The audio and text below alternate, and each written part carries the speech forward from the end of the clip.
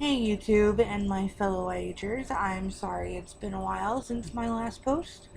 I have actually been in the hospital, for the last 6 days, almost a week. A couple months ago, I I went and had a spinal tap done because I thought I was having high pressure symptoms, and the spinal tap went fine. Um, the radiologist had to go in at an angle, so he couldn't actually get my opening pressure.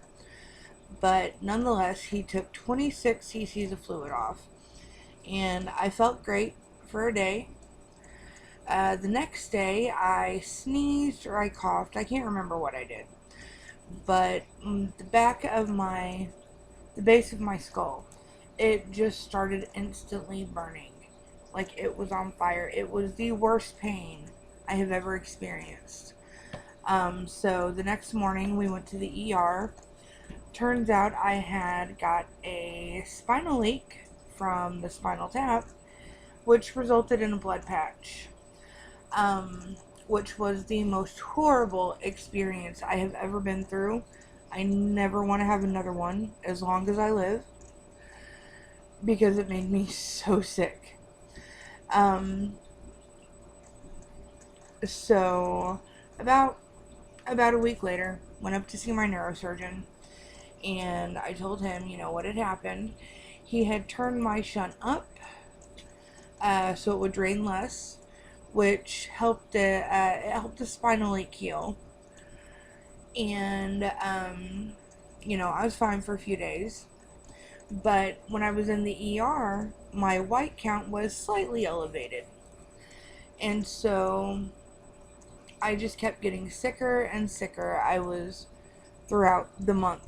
I was running a low grade fever every day. I was getting sick to my stomach. I mean, I was throwing up all the time. Horrible head pain.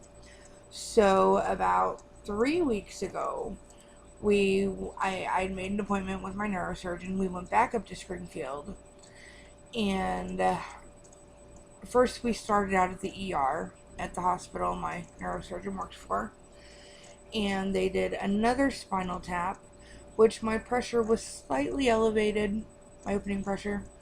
Nothing too alarming though.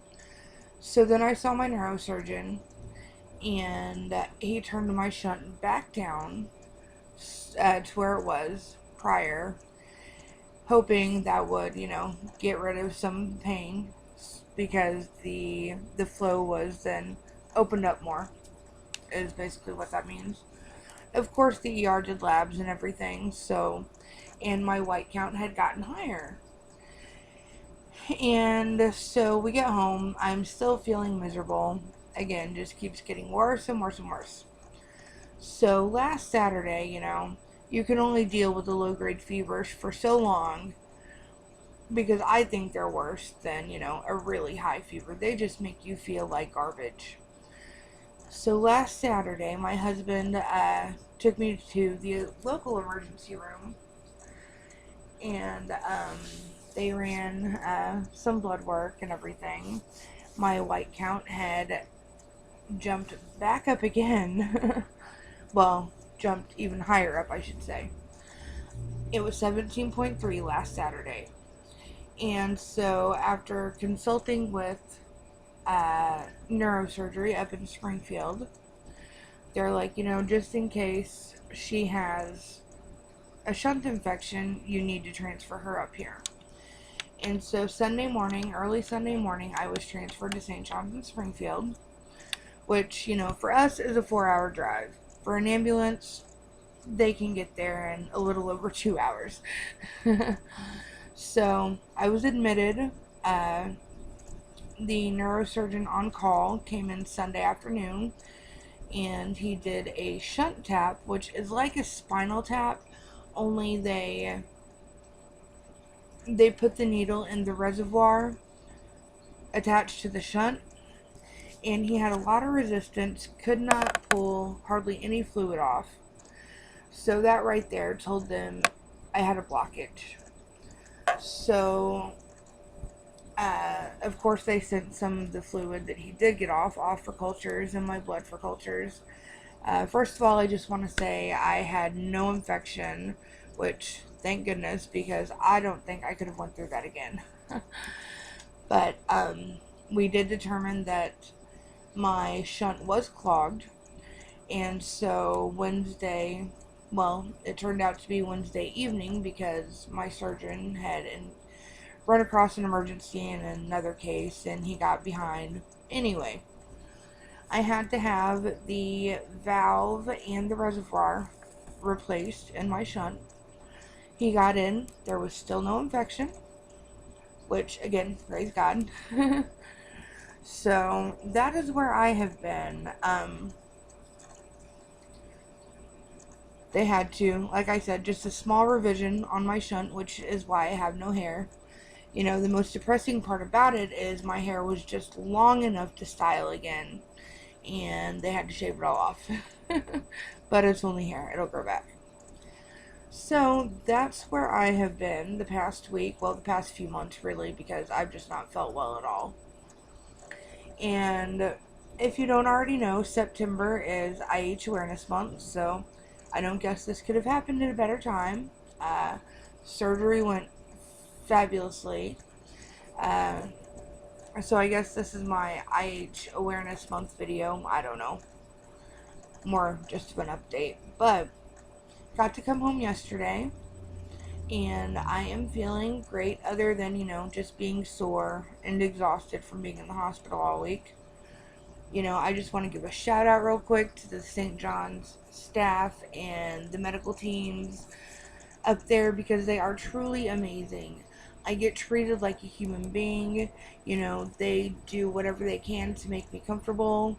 You know, it is a great hospital. I have my neurosurgeon is actually the chair of the department. He's also a professor. And so I have the best of the best in the state. And I could not ask for anything better. He has never once given up on me. You know, he has stuck by me through this, determined to, you know, give me some quality of life. Uh, I'm still losing weight, which is awesome. I do not believe that, you know, weight and IH have any correlation to each other. Some old school doctors still do believe that, but, you know, it's whatever. But I am still actively losing weight, so that's a good thing. That's a good thing. Um, you know, we're 4 hours from Springfield, so it gets hard going up there every time I have to see my doctor. But it's totally worth it. But it's financially hard. You know, being in the hospital a week is emotionally draining. I was so excited to be able to sleep in my own bed last night. So I guess I'm going to make this a short video because I'm still coming down from anesthesia a little bit, so I still have a little bit of brain fog. But anyway, just a little update about my revision, about where I've been, and that I am completely fine. Like I said, I feel a lot better. With it being IH Awareness Month, I want to encourage anybody who doesn't know much about intracranial hypertension, also known as pseudotumor cerebri. I want to encourage all of you to, you know, educate yourselves. If you have questions, if you don't know, you know, what to look up, send me a message. Leave a comment. Ask. I will answer. You know, I want to spread as much awareness as possible.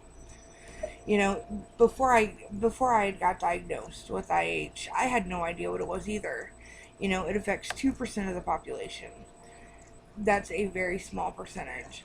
And so people need to be educated. People need to know what this disease does to a human body because it's not just a headache.